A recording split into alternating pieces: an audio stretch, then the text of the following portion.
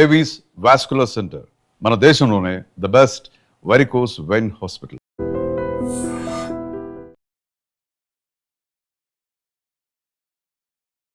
Welcome to I dream. నేను ఉదయశ్రీ. శివాజీ గారు audio release ఫంక్షన్లో స్టేజ్ పై ఆడవాళ్ల వస్త్రధారణ గురించి మాట్లాడినప్పటి నుంచి కూడా ఇది పెద్ద బర్నింగ్ ఇష్యూ అయిపోయింది. డే బై డే అంటే ప్రతిరోజు కూడా దీనికి సంబంధించి ఎవరో ఒకరు తమ వాదన వినిపించడం, అది ఇంకా పెద్ద రచ్చగా మారడం జరుగుతోంది. సో రెండు అభిప్రాయాలు ఇందులో. ఇటువైపు ఆడవాళ్ళు మగవాళ్ళు ఉన్నారు, అటువైపు ఆడవాళ్ళు మగవాళ్ళు ఉన్నారు. ఒకరేమో ఆడవాళ్ళు వాళ్ళకు నచ్చినట్టుగా స్వేచ్ఛగా బ్రతికే ఛాన్స్ వాళ్ళ హక్కు వాళ్ళకి ఉంది, వాళ్ళకి నచ్చినట్టుగా డ్రెస్సింగ్ వేసుకునే రైట్ వాళ్ళకు ఉంది అని ఒకవైపు మాట్లాడుతూ ఉంటే, లేదు కల్చర్ని ఫాలో అవ్వాలి, నిండుగా కప్పుకుంటేనే ఎదుటి వాళ్ళకి రెస్పెక్ట్ ఉంటుంది అని ఇంకో వైపు మాట్లాడుతూ ఉన్నారు. మొత్తానికి ఒకరి అభిప్రాయాలు ఒకరు గౌరవించుకోకుండా ప్రతిరోజు కూడా ఈ గొడవ పెద్దదే అవుతుంది, కానీ దీనికి ఫుల్ స్టాప్ పడటం లేదు. మరి ఎలా దీనికి ఫుల్ స్టాప్ పడేది ఎలా? మళ్ళీ ఇదే టాపిక్ పైన మాట్లాడదాం. శేఖర్ భాషా గారు మనతో ఉన్నారు. హలో అండి, వెల్కమ్ టు స్టూడియో. సో ఇప్పటి వరకు మీరు అన్ని వేరే అదర్ ప్లాట్ఫామ్స్ పైన మీరు కూడా మీ అభిప్రాయం ఇండైరెక్ట్లీ వ్యక్తమైంది. ఆడవాళ్ళు కొంచెం నిండుగా కప్పుకుంటే ఎదుటివాడు రెస్పెక్ట్ ఇస్తాడు, ఆడవాళ్ళు పిచ్చిగా వస్త్రధారణ చేయొద్దు అని మీరు అనడం మీ అభిప్రాయంగా మాత్రం తెలుస్తోంది. సో ఏంటి మీ అభిప్రాయం? నా అభిప్రాయం ఏంటంటే, ఎవరు ఎలా అయినా డ్రెస్ చేసుకోండి, ఆడ మగ తేడా లేదు, అందరూ కూడా డీసెంట్ అండ్ డిగ్నిఫైడ్గా ఉండాలనేది నా అభిప్రాయం. ఆడ మగ తేడా లేదు, మనిషి అనేవాడు డీసెంట్గా డ్రెస్ చేసుకోవాలి. పబ్లిక్ ప్లేస్లో ఎవరో ముద్దు పెట్టుకుంటున్నారని చెప్పి మన బజరంగ దళ వాళ్ళు ఎవరు వెళ్ళి కొట్టారు. దేనికి? వ్యాలంటైన్స్ డే సందర్భంగా చేస్తారు వాళ్ళు.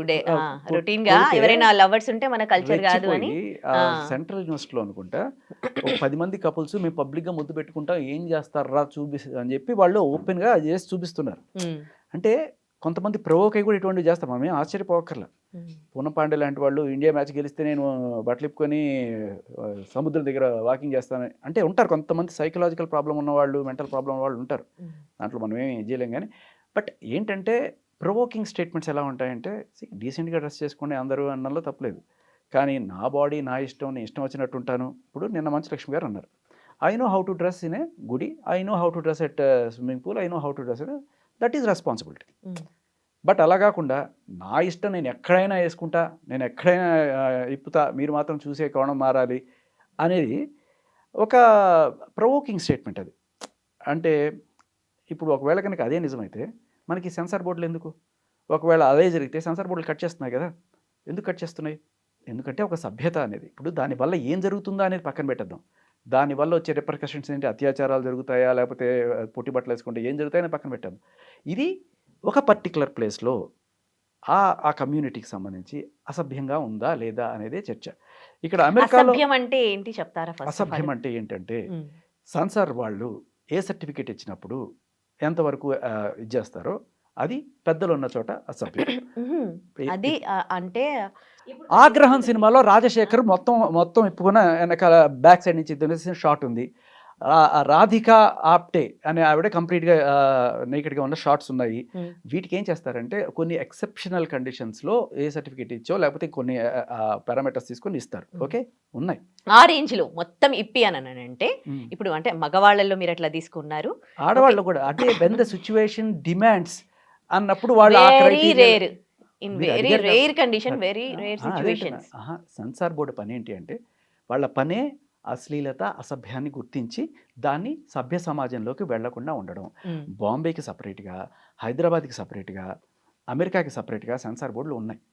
ఎందుకు అంటే, అమెరికాలో చల్తా హై అనుకునేది ఇండియాలో నహి చల్తా హై. ఎందుకంటే అమెరికాలో నుంచి 70 వచ్చే సినిమాలు ఏవైతే ఇండియాలో వస్తున్నాయో వాటిని యాజ్ ఇట్ ఈస్గా ఇక్కడ వేయరు. ఇక్కడ కొన్ని కత్తెలు పడతాయి. ఎందుకు? That is accepted there but not here. మీరు అక్కడ కల్చర్ని ఇక్కడ బలవంతంగా రుద్దడానికి ట్రై చేస్తే జనాల్లో ఒక విప్లవం వస్తుంది, ఒక గొడవ జరుగుతుంది. ఆ గొడవ ఇప్పుడు మీరు చూస్తున్నారు. అంటే ఇంతకుముందు మన ఇండియన్ కల్చర్లో అసలు ఆడవాళ్ళని మగవాళ్ళు చాలా గౌరవించేవాళ్ళు. ఆడవాళ్ళు బ్లౌజ్ వేసుకునేవాళ్ళు కాదు, చీర కట్టుకునేవాళ్ళు.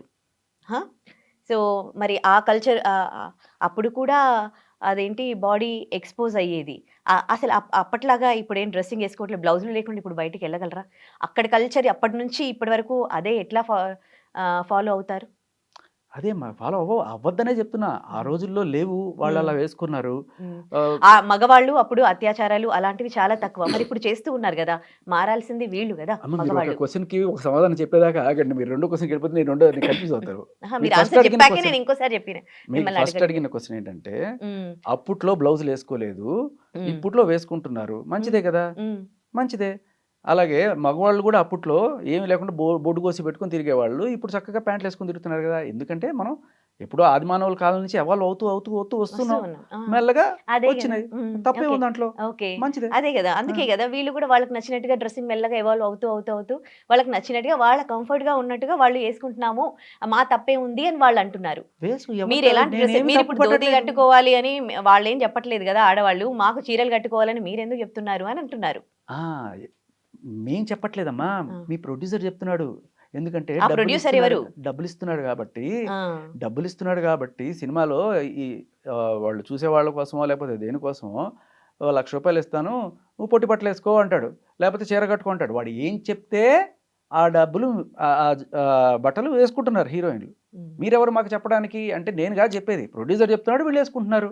ఆ! ఆ! మళ్ళీ ఇక్కడ వీళ్ళకేం ప్రాబ్లమ్ వచ్చింది? వేరే ఎవరికి? వాళ్ళొచ్చి స్టేజ్ మీదొచ్చి మాట్లాడాల్సిన అవసరం ఏమొచ్చింది? ఎందుకు అవసరం చెప్తున్నారు? అవసరం అంటే ఆయన అభిప్రాయం ఆయన చెప్పుకోవడంలో భారతదేశం ఆయనకు ఒక హక్కు ఇచ్చింది రాజ్యాంగం. మీ అభిప్రాయం దేనికైనా మీరు గాని స్వేచ్ఛగా మీరు ఎలా అయితే బట్టలేసుకోనే హక్కు రాజ్యాంగం ఇచ్చిందో, స్వేచ్ఛ కూడా మళ్ళీ దానికి కూడా పరిమితులుంటాయి. మళ్ళీ నేను ఇప్పుకొని పోతా, గుడేసిపోతా అది కాదు. కొంత రెస్పాన్సిబుల్‌గా మీరు మాటలైనా, భాషలు అన్నారు. భాష అయినా, వేషమైనా 2 కూడా లిమిట్స్‌లో ఉన్నంత వరకు ఎవరికీ ప్రాబ్లమ్ లేదు. శృతి మించి మాట్లాడిన దానికే కదా! ఆయనకి సామాను అన్న పదానికే ఆయన్ని పిలిచారు. ఆ పదమే లేకపోయుంటే ఆయన చెప్పిన మాట అది తీసేసి మిగతాది చూస్తే అమ్మాయిలు కూడా కాదు. హీరోయిన్‌లు చీరలు కట్టుకోనో లేకపోతే కొంచెం మరి క్రౌడెడ్ ఫంక్షన్‌లోకెళ్ళేటప్పుడు మీకు కాస్త సేఫ్టీ ఉండాలంటే ఇటు వేసుకెళ్ళండి అన్నాడు. దానికి ఖచ్చితంగా ఏ మహిళా కమిషన్ పిలిచేది కాదు. ఆ సామాన్ అనే పదమే లేకపోతే మహిళా కమిషన్ పిలిచేది కాదు. లేకపోతే మాలో వెళ్ళి కంప్లెయింట్ కూడా ఇచ్చేవాళ్ళు కాదు. హ్మ్. జస్ట్ బికాజ్ ఆ పదం ఉంది కాబట్టే అయింది తప్ప, అది తీసేసిన తర్వాత ఆయన ఏమంటాడంటే, రైట్ దానికి నేను అపాలజీ చెప్తున్నాను. హ్మ్. మిగిలిన దానికి నేను కట్టుబడి ఉంటున్నాను హ్మ్. అన్నాడు. సో ఇప్పుడు దాంట్లో మీకేమైనా అభ్యంతరం ఉందా? హ్మ్. ఆయన ఏమంటున్నాడు, బయటికి వెళ్ళేటప్పుడు ఇట్లాంటివి డ్రెస్ చేసుకుంటే అంటే చీర కట్టుకో మరీ అంత రివీలింగ్‌గా వేసుకోకుండా, ఎక్స్‌ప్లోజివ్‌గా వెళ్ళకుండా ఉంటే హ్మ్. మీకు ఇటువంటి దరిద్రాలు తప్పుతాయి అన్నట్టుగా చెప్పాడు. అంటే దరిద్రపు చూపుతో చూసే వాళ్ళకి చెప్పుంటే బావుండేదేమో అని ఆడవాళ్ళు అంటున్నారనమాట. మంచి ప్రశ్న. హ్మ్. ఏంటంటే అమ్మా, ఈ దరిద్రపు చూపుతో చూసేవాళ్ళే గనక లేకపోతే హ్మ్. ఏమవుతదంటే, ఇప్పుడు అమెరికా నుంచి వచ్చారు కొంతమంది ఇక్కడికి. ఆ కల్చరు హ్మ్. ఇక్కడ వాళ్ళు అక్కడే ఎందుకు ఒక హాలీవుడ్‌లో యాక్టర్లు కాలేకపోయారు అంటే, మన ప్రపంచం మొత్తం మీద కూడా ఉప్పు, కారాలు ఎక్కువ తినే దేశం మన భారతదేశం. అందులోనూ మన తెలుగు రాష్ట్రాల్లో బాగా ఉప్పు, కారాలు తింటారు. దీనివల్ల ప్రపంచంలో అందరికన్నా కామం ఎక్కువ ఉన్న దేశం ఏదైనా ఉందంటే హ్మ్. అది భారతదేశం. హ్మ్. అందుకే మన పాపులేషను ఇంతగా పెరుగుతుంది. హ్మ్. అలాగే మన ఈ ఇండియాలో మొత్తంలో కూడా అందరికన్నా కామం ఎక్కువగా ఉన్న ప్రజలు ఎక్కువగా ఎవరైతే ఉంటారో అనుకుంటే అందులో మన తెలుగు వాళ్ళు తీసుకోవచ్చు. హ్మ్. ఇప్పుడు ఈ సదరు మహిళలు ఎవరైతే ఐటెమ్ సాంగులు చేసుకుంటూ గ్లామర్ చూపిచ్చి వాళ్ళు డబ్బులు సంపాదించుకుందాం అనుకుంటున్న వాళ్ళు ఎవరైతే ఉన్నారో హ్మ్. వాళ్ళు ఇంత అంత డిమాండ్‌కి ఎక్కడి నుంచి వస్తుందంటే వీళ్ళ వల్ల. ఈ ఎవరైతే ఐటెమ్స్ ఇలియానా, అనుష్క అని చెప్పి సంగలు గార్చుకుంటూ చూసే ప్రజలు కొంతమంది అది కూడా ఒక వల్నరబుల్ ఏజ్‌లో వాళ్ళు ఎస్పెషల్లీ చెప్పాలంటే. ఒక 15-25 ఏజ్‌లో వీళ్ళు చూసుకొని రెచ్చిపోయి ఇది చేసుకుంటూ టికెట్ల కోసం వందల ప్యాంట్లు చింపుకుంటూ హ్మ్. వాళ్ళ ఇన్‌స్టాగ్రామ్‌లో పోస్టులు పెట్టి వాళ్ళకి లైకులు కొట్టి వ్యూలు పెంచి వాళ్ళకి ఇన్‌స్టాగ్రామ్‌ల ద్వారా డబ్బులు, హ్మ్. అలాగే సినిమాల ద్వారా డబ్బులు ఇచ్చేది ఎవరయ్యా అంటే హ్మ్. మీరు బాంబే పోండి. నేను నిన్న నాకు ఇద్దరు మిత్రులు వచ్చారు బాంబే నుంచి. ఏం జరుగుతుందో వాళ్ళు చూసి అడిగారు. ఏంట్రా అంటే, "మీ బాంబేలో కూడా ఎవరైనా ఇట్లా పొట్టి బట్టలేసుకొని పోతే ఇలాగే చూస్తారా పట్టి" అంటే, పట్టించుకోను కూడా పట్టించుకోరా మా పని మేము చూసుకుంటాం" అన్నాడు. నిజమా అన్నాను. హ్మ్. అది చాలామంది అలా యేసుకుంటూ పోతుంటే ఇక్కడ ఎవ్వడికి అంత పట్టవు అన్నాడు. ఎందుకు అని అడిగితే, అందరూ అలాగే ఉన్నారు కదా! మాకేం పెద్ద అనిపించదు. మాకు అటువంటి ఫీలింగ్స్ ఏమి ఉండవు హ్మ్. హ్మ్. అని అన్నాడు. హ్మ్.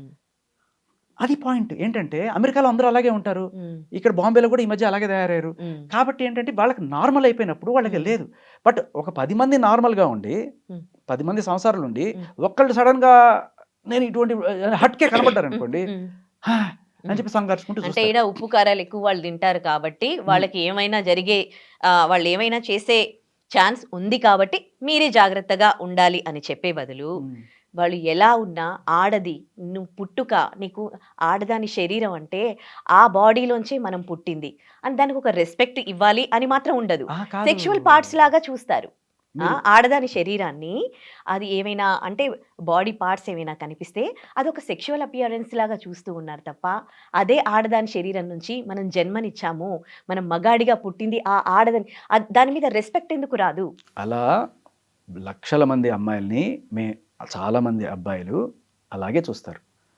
చక్కగా పద్ధతిగా అమ్మలాగా ఉన్నారు అని చెప్పి అనుకునేవాళ్ళు చాలామంది ఉన్నారు. ఎందుకు సాయి పల్లవి గారికి అంత ఫ్యాన్ ఫాలోయింగు? ఆవిడని ఎవరు కూడా ఎందుకు అలా తప్పుకోవడంతో చూడరు? అలా ఉండాలి అమ్మాయి అంటే, అలా ఉండాలి అమ్మాయి అంటే అని ఎందుకు అనుకుంటున్నారు? అంటే మీరు చెప్పిన ప్రతి ఆడపిల్లని అలా చూడట్లేదు కదా. ఇప్పుడు డ్రెస్సింగ్ ఫారెన్ కల్చర్ అంటున్నారు కదా, అసలు అంటే కొంతమంది హిస్టరీ తెలిసిన వాళ్ళు, మన పాస్ట్ గురించి తెలిసిన వాళ్ళు, వాళ్ళు ఏం మాట్లాడారు అని అంటే, ఒకప్పుడు ఆడవాళ్ళ డ్రెస్సింగ్ అనేది అది రవిక కూడా వేసుకునేవాళ్ళు కారు చీర అలా కట్టుకునేవాళ్ళు, చాలా వీరత్వం ధీరత్వం ఉన్నవాళ్ళు, అలా ఉండేవాళ్ళు. కానీ ఈ బ్రిటిష్ వాళ్ళు, ఈ మొఘళ్ళు ఇక్కడికి వచ్చి రూల్ చేయడం ద్వారా వాళ్ళు ఫస్ట్ కన్నేసింది ఆడవాళ్ళ మీద. దాంతో భయపడిపోయి మగవాళ్ళు ఆడవాళ్ళని ఇన్సిస్ట్ చేయడము, ఇట్లా అది స్టార్ట్ అయింది ఆ కల్చర్. ఇప్పుడు కల్చర్లో ఏది మారాలి? అటు నుంచి బ్రిటిష్ వాళ్ళ నుంచి మొఘళ్ళ నుండి వచ్చిన ఆ బ్యాడ్ మేనర్, ఆ చూసే దృష్టికోణం ఆడవాళ్ళని. అంతకుముందు కూడా అదే డ్రెస్సింగ్ వేసుకున్నా కానీ అలాంటివేవి జరగలేదు. కానీ ఈ కల్చర్ బయట నుండి వచ్చిన ఏ కల్చర్ ఉందో అది కదా మారాలి. అమ్మ, అంతకుముందు అలాంటి డ్రెస్ వేసుకున్నప్పుడు అలాంటివి ఏమీ జరగలేదు అని చెప్పడానికి మన దగ్గర ఎటువంటి స్టాటిస్టిక్స్ లేదు. ఆ రోజు జరిగిన న్యూస్ వెబ్సైట్లు మన దగ్గర ఏమీ లేవు. మన ఊరికే ఒక మాట వరుస కనుక్కుంటాం. ఉండొచ్చు కానీ అది మన కల్చర్లో డ్రెస్సింగ్ గురించి కూడా అలా లేదు, అలా- ఏం లేదు. ఆహా. అప్పుడు వాళ్ళు వేసుకునే డ్రెస్సింగ్ కొంచెం బానే ఉండేది. మీన్స్ ఏదో ఇలా రవికలా కట్టేవాళ్ళు, అదే అంత నిండుగా ఏం కప్పుకోలేదు. ఇక్కడ అసలు పాయింట్ మీరు అర్థం చేసుకోవాలి. ఒక ఏంటంటే నిజంగానే అందరు మహిళలు కూడా ఈ రోజుకి అలాగే రవికెలు లేకుండా మీరు అన్నట్టుగా ఓన్లీ చీరతోనే వినండి, పూర్తిగా వినండి. అందరు మహిళలు కూడా ఒక 10 ఏళ్ల నుంచి అలాగే ఉన్నారు. మేము కూడా పిల్లలు కూడా పెరిగేటప్పుడు తల్లుల్ని అలాగే చూస్తూ పెరిగినప్పుడు వాడికి బయట అలా చూసినప్పుడు, అంటే తల్లిని అలా చూస్తూ పెరిగిన వాడికి బయట అలా పెరిగిన ఇది ఉండదు. అప్పుడు ఏమవుతుందంటే నార్మల్గానే ఉంటుంది. ఓకే, ఇప్పుడు మీరు కేరళ పోయారు, చాలామంది పాయింట్ కూడా వేసుకోకుండానే దట్ ఈస్ నార్మల్ దేర్. అక్కడ ఎవరు చూసి ఇది కావాలి. కానీ ఆ సినిమాని మన వాళ్ళు చూసి సంఘగరుస్తారు. ఎందుకు అంటే ఇక్కడ వీడికి ఇది కొత్త, అక్కడ వాడికి అది అలవాటైన చోట నీకు సెడక్షన్ చెల్లదు, అది నార్మల్ అవుతుంది. కానీ అది తీసుకొచ్చి ఇక్కడ పెట్టినప్పుడు ఇక్కడ డిమాండ్ ఏర్పడుతుంది. ఈ డిమాండ్ని క్యాష్ చేసుకుంటున్న వాళ్ళ గురించి నేను మాట్లాడుతున్నాను తప్ప ఇది మీరు నార్మల్గా ఎలా అయినా మీ స్వాతంత్రం. కానీ దాన్ని క్యాష్ చేసుకుంటున్నప్పుడు ఏమవుతుందంటే మీరు కొంతమందిలో వ్యామోహం, రెచ్చగొట్టేతనము ఇవన్నీ కూడా పెంపొందిస్తున్నారు ఈ లేడీస్. వాళ్ళు అటువంటివి చేస్తూ ఒక పక్క అంటే వాళ్ళకి ఇదే కావాలి. వీళ్ళలో కామం ఉంటేనే వాళ్ళకి మార్కెట్ ఉంది, వీళ్ళలో కామం లేకపోతే వాళ్ళకి మార్కెట్ లేదు. సో వాళ్ళు రెచ్చగొట్టేట్టు వాళ్ళ ఐటమ్ సాంగులు చేయడము, బూతులు మాట్లాడడం, బూతు పాటలు చేయడం అన్నీ చేస్తూ ఇది తగ్గాలని చెప్పి వాళ్ళు మాట్లాడేది సూడో ఫెమినిజం అవుతుంది అంటున్నా. కాదు, అక్కడ దాంట్లో టెలికాస్ట్ అవుతూ ఉన్నప్పుడు అది కట్టే అని అక్కడ చెప్పగలిగిన ఆవిడ తనకి కొడుకుకి కూడా అలాంటివి చూడొద్దు లేకపోతే అది తప్పు అని ఎందుకు చెప్పలేకపోతోంది అని అంటున్నాను. ఎందుకు చెప్పలేకపోతుంది? మీరు మ్యారీడా? యా. అమ్మా థ్యాంక్స్. మీ వారు మీరు పక్కన కూర్చొని ఇటువంటి సీన్ ఒకటి పెట్టుకొని మీ వారికి బాగా మంచి ఎక్స్పోజింగ్ సీన్ ఏదన్నా వచ్చినప్పుడు, లేకపోతే మంచి ఏ సర్టిఫికేట్ సినిమా వచ్చినప్పుడు ఇలా చూస్తున్నప్పుడు ఏయ్ నువ్వు చూడు కానీ కామంతో చూడకు అని చెప్తారా? ఏదైనా చూడాలి కానీ దానికి మనము ఇన్ఫ్లుయెన్స్ అయిపోవడం ఏంటండి? నీ మీద నీకు కంట్రోల్ లేకపోతే అది నీ తప్పు, నువ్వు బుద్ధి మార్చుకో. నేనేంటి చెప్పడం నీకు? నీకు తల్లిదండ్రి పెంచారు కదా, నీకు నీ తల్లిని చూసి నువ్వు పెరిగావు కదా, ఆ తల్లి చిన్నప్పటి నుంచి ఎలా పెంచితే ఆటోమేటిక్గా కొడుకు వస్తాయి కదా, ఎందుకు రాలేదు అంటే నేర్పించలేదా నీ తల్లిదండ్రి నీకు? నా తల్లిదండ్రి అదే నేర్పించారు, అటువంటి దరిద్రాన్ని చూడకు అని. మరి మీరు మీ పిల్లలకి రేపు ఎలా నేర్పిస్తారో నాకు తెలియదు. అది చూడకు అని, అది చెడు భావంతో చూడకు అని ఎందుకు చెప్పలేదు మీకు? చెడు భావంతోనే చూడాలి అని వాళ్ళు షూట్ చేస్తున్నారు, లేకపోతే అటువంటి సీన్లు ఎందుకు పెడతారు? మీకు చెప్పనా నిజంగా జరిగేది ఏంటో? ఈ సినిమాల్లో అత్యాచారపు సీన్లు జరుగుతాయి కదా, వాడు విలన్ వచ్చి దాన్ని ఇట్లా పీకి ఇవన్నీ చేస్తుంటే వెనకాల పాపం అని మ్యూజిక్లు వేస్తుంటారు. అరే అందరూ జాలి పడండి రా పాపం ఆ అమ్మాయిని ఎంత చేస్తున్నాడు, ఈ విలన్ని చంపేద్దాం అనే కోపం ప్రతి ఒక్కరిలో రావాలనే ఒక భావంతో, ఇది చెడు అని చూపించడానికి అనే ఒక భావంతో తీశాడు అని అనుకుంటారు చాలామంది. కానీ నిజమైన ఇంటెన్షన్ ఏంటి తెలుసా వాళ్ళది? ఇగో ఈ సీన్ల కోసం ఎక్కువ వస్తారు జనాలు. వాడికి ఏమిటి తెలుసా, వీడు కరెక్ట్గా అలా చేస్తున్నప్పుడు హీరో వచ్చేస్తాడే, వాడు అసలైన విలన్. రే దరిద్రుడు సరిగ్గా టైంకి వచ్చేసాడు రా, అది వాళ్ళ ఫీలింగ్. ఇటువంటి దరిద్రుల్ని తయారు చేస్తున్న దానికి ఇది ఒక సూడో. నిజానికి జరుగుతుంది వాడు చెప్పే అద్భుతమైన మెసేజ్ కాదు. దీన్ని అడ్డం పెట్టుకుని డబ్బులు సంపాదించుకోవడానికి వాడు చేస్తున్న ఒక ముసుగు. ఈ ముసుగు తొలగించేసి నీట్గా పద్ధతిగా ఇప్పుడు హాలీవుడ్లో అద్భుతమైన ఫిల్మ్ ఇండస్ట్రీ మారాలి. అక్కడ వాళ్ళు చూపించే ఇదంతా ఇప్పుడు ఏదైతే సినిమా ఏదైతే తీస్తూ ఉన్నారో సినిమా తీసే స్టైల్ మారాలి, వాళ్ళ కథలు మారాలి, మనుషుల్ని ఇన్ఫ్లుయెన్స్ ఇండస్ట్రీ కన్నా మీరు మారాలి. చూసారా ఎందుకంటే మీ ఆయన అలాంటి చూస్తున్నప్పుడు నేను చూడనిస్తాను కాకుండా కట్టేశారనుకోండి, వాడికి మార్కెట్ ఉండదు, ఇంకోసారి ఇలాంటి తీడు. ఇప్పుడు సృష్టిలో ఏది తప్పు కాదండి, ఏది కానీ తప్పుగా తప్పు తప్పే. నేను నా కొడుకుకి చెప్తాను చిన్నప్పటి నుంచి, ఆడపిల్లలకి ఎలాగా చెప్తారో, అమ్మా నిండుగా బట్టలు వేసుకోవాలి, బయట మగాళ్ళు ఇట్లా ఉన్నారు అది అని. మగాడిని చిన్నప్పటి నుంచే పెంచేటప్పుడే మగాడికి చెప్పాలి, నాన్న ఆడపిల్ల శరీరం అంటే అవి ఎక్స్పోజింగ్, అవి సెక్షువల్ పార్ట్స్ కాదు, మీ మగాడికి జన్మనిచ్చేదే ఆడదాన్ని పెద్దగా అయ్యాక కూడా నువ్వు అదే రెస్పెక్ట్ తో చూడు అని చెప్తాను. నేను చెప్తాను అట్లా. అంటే ఇక్కడ నాకు ప్రాబ్లం ఏమవుతుందంటే మగాడికి కూడా చెప్పాలి. అది ఇప్పుడు తప్పు చేస్తున్న మగవాళ్ళని కూడా మార్చే బాధ్యత ఆడవాళ్ళది ఉంది, మీలా మాట్లాడుతున్న మగాళ్ళది కూడా ఉంది. ఎంతసేపు ఆడపిల్లలు తల్లిని చూసిన కోణంలోనే ఒక ముమైతకాన్ని కూడా చూడమంటున్నారు. అంతే కదా. ఒకవేళ గనక తల్లిని చూసిన కోణంతోనే ముమైతకాన్ని చూస్తే ముమైత్ ఖాన్ ఎలా ఉన్నా మీ బుద్ధి మీద ప్రాపర్ గా ఉండమని నేను చెప్తున్నాను. ముమైత్ ఖాన్ ఎలా ఉన్నా నిన్ను ఎవరైనా రెచ్చగొట్టినా, నీ సంస్కారము, నువ్వు చిన్నప్పటి నుంచి పెరిగిన వాతావరణము, నేను ఎట్లా ఉన్నానో అది మర్చిపోకు. ముమైత్ ఖాన్ ఎలా ఉన్నా నేను చెప్పమని అంటున్నా. అదేంటున్నా ఇప్పుడు వీళ్ళు మీరు పిల్లల్ని పెంచుకునే వాతావరణం ఏదైతే ఉందో ఇటువంటిది జస్ట్ మీ పిల్లవాడు మీ మాటలు విని ఇది పాటిస్తాడు అనుకుంటున్నారా, లేకపోతే రేపు వాడు ఫోన్లకి సినిమాలకి వాల్ పోస్టర్లకి వాడు పాటించడు, ఆడవాళ్ళకి మాత్రము వాడు మూర్ఖుడు, వాడు అలాగే ఉంటాడు. ఆడవాళ్ళు నా వాళ్ళు కొడుకు మాత్రం మీ వాడు కాదా, మీ కొడుకు మీ అన్నయ్య మీ వారు కూడా అంటే నేను చెప్తే వాడు మారతాడా వాడు పాటిస్తాడు అంటే మీరు చెప్పి చూడండి, మారతాడో మారడో ఆ తర్వాత. కానీ చెప్పాల్సిన బాధ్యత ఆడదానిపైన ఉంది, మగాడి పైన ఉంది. అంటే వాడు చెప్తే వాడు అలాగే ఉంటాడు, నువ్వు మాత్రం జాగ్రత్తగా ఉండు అంటే ఫిక్స్ అయిపోమని అంటున్నారు. చెప్తా ఇప్పుడు ఏంటంటే మీరు కుటుంబ వ్యవస్థలో మీ పాత్ర గురించి చెప్పారు. ఒక పౌరురాలుగా ఒక పౌరుడిగా మన సంఘం మరింత అందంగా తీర్చిదిద్దుకోవడం, అందులోనూ మీరు ఒక యాంకర్ పోస్ట్లో ఉన్నారు, ఒక జర్నలిస్ట్ పోస్ట్లో ఉన్నప్పుడు ఇంకా రెస్పాన్సిబిలిటీ ఎక్కువ ఉంటుంది. ఓకే, ఇప్పుడు మనం మాట్లాడాల్సింది నాట్ జస్ట్ కుటుంబం, మన పిల్లలు, మీ పిల్లల్లాగా నా పిల్లలు, ఇంకా ఎదుటింటి వాళ్ళ పిల్లలు, ఈ నెక్స్ట్ జనరేషన్ ఏదైతే ఉందో విచ్ ఇస్ వెరీ వల్నరబుల్.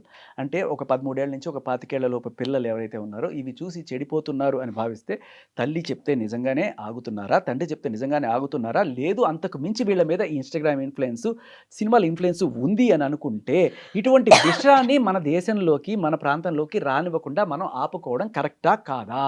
అదే నేను అంటున్నాను. లేదు అవన్నీ రానివ్వండి, చెడిపోయేవాళ్ళు చెడిపోనివ్వండి, నా కొడుకు మాత్రం ఆగకపోతే ఆపే ప్రయత్నం చేయాలి. ఆ దిశగా ఎవరైనా ప్రయత్నం చేస్తున్నారా? ప్రయత్నమే కదా.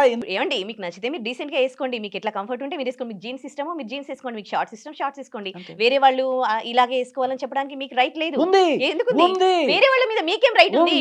మీ ఇంట్లోనే మీ అమ్మా నాన్న చెప్పింది మీరు వినరు, మీరు వేరే వాళ్ళకి చెప్పడానికి ఏం వస్తారు? మీ ఇల్లు దిద్దుకొని బయట ప్రపంచాన్ని దిద్దండి. ఫస్ట్ చెప్పనండి, ఉంది ఎందుకు హక్కు ఉందని నేను చెప్తాను మీకు. ఓకే, మీరు ఎవరన్నా సరే ఒక గుడికి ఇన్అప్రోప్రియేట్ డ్రెస్ వేసుకొస్తున్నప్పుడు లేదు దాని కర్మ వస్తుందంటారా, లేకపోతే ఏమ్మా పద్ధతి గుడికి వేసుకొచ్చి అది కల్చర్, అది ఫాలో అవ్వాలండి, అది తప్పు. గుడికి ఎవరైనా బికినీలతోటే ఎవరు వెళ్ళరండి, అలాంటివన్నీ మీరు 100 మంది పిల్లలు ఉన్న చోటకి. నేను ఒకటి చెప్తానమ్మా, రీసెంట్గా నాకే బాధ వేసింది.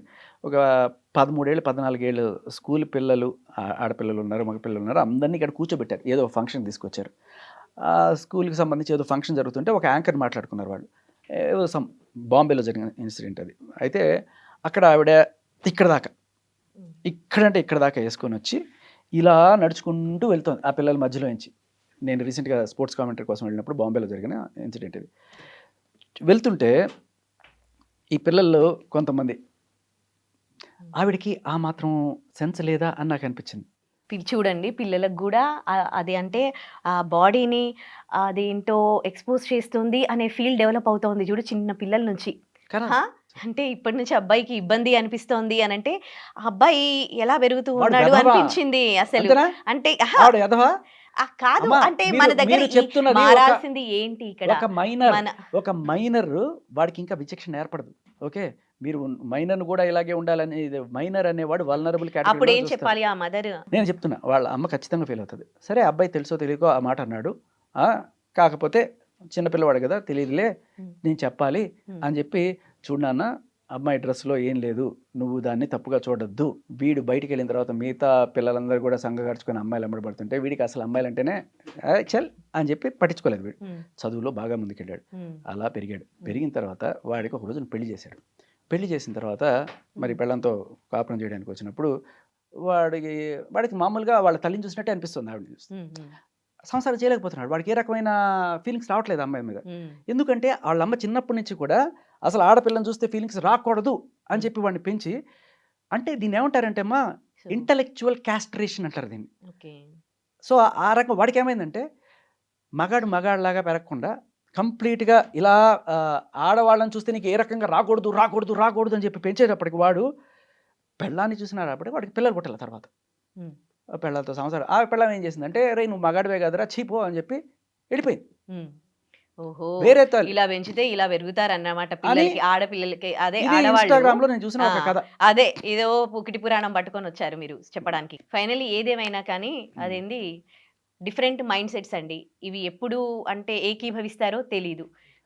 మన భారతదేశంలో ఎందుకు పాపులేషన్ ఎక్కువగా ఉంది, అమెరికా వాళ్ళు పిల్లలు లేకుండా వాళ్ళు ఎందుకు ఇదైపోతున్నారు, చైనా వాళ్ళు కూడా ఆఖరికి ఇప్పుడు పిల్లల్ని కనండి మొర్రో అంటే ఎలాగంటారు, అవతల మగాళ్ళు ఫీలింగ్స్ రావాలి కదా, అసలు ఫీలింగ్సే రాకుండా చేసేసి మొత్తం చంపేస్తే అసలు ఆడదాన్ని చూస్తే నీకు ఏ రకమైన ఫీలింగ్ రాకూడదు రాకూడదు రాకూడదు రాకూడదు అంటే దట్ ఈస్ అబ్సల్యూట్లీ సృష్టికి వ్యతిరేకం అమ్మా.